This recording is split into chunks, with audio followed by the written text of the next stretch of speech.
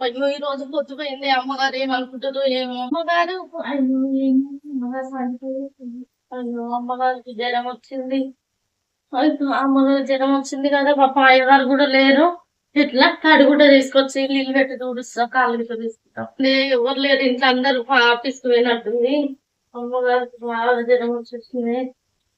ఏమో తడి కాళ్ళు అమ్మగారు ఎట్లుందమ్మా? వద్దులే అమ్మా. ఏ పర్లేదు అమ్మగారు, వద్దులే అమ్మా. పర్లేదమ్మా, పర్లేదు, వద్దులే అమ్మా. పర్లేదు. వద్దులే. అయితమ్మా అమ్మగారు, వద్దులే అమ్మా. అయ్యో డాక్టర్ ఫోన్ చేసిన వస్తాడు అమ్మగారు. వద్దులే అమ్మా. వస్తే పర్లే అమ్మగారు, చాలా మంచిదని మీకు జ్వరం వచ్చేసింది అమ్మగారు. అయ్యగారు ఫోన్ చేస్తున్నా. వద్దులే అమ్మా. వద్దు. పర్లేదు అమ్మగారు, వద్దులే. పర్లేదు వద్దులే. వద్దు. పర్లేదు అమ్మగారు. అయ్యగారికి ఫోన్ చేస్తా, అబ్బాయికి పెద్ద అయ్యగారికి చిన్న అయ్యగారికి ఫోన్ చేస్తా అమ్మగారు. పర్లేదు అమ్మ ఎంత మంచిదమ్మా, మన జ్వరం మంచిగా తగ్గిపోయింది. కన్న బిడ్డలా చూసుకున్నావు అమ్మ. జ్వరం తగ్గిపోయింది. ఎంత మంచిదమ్మా నువ్వు.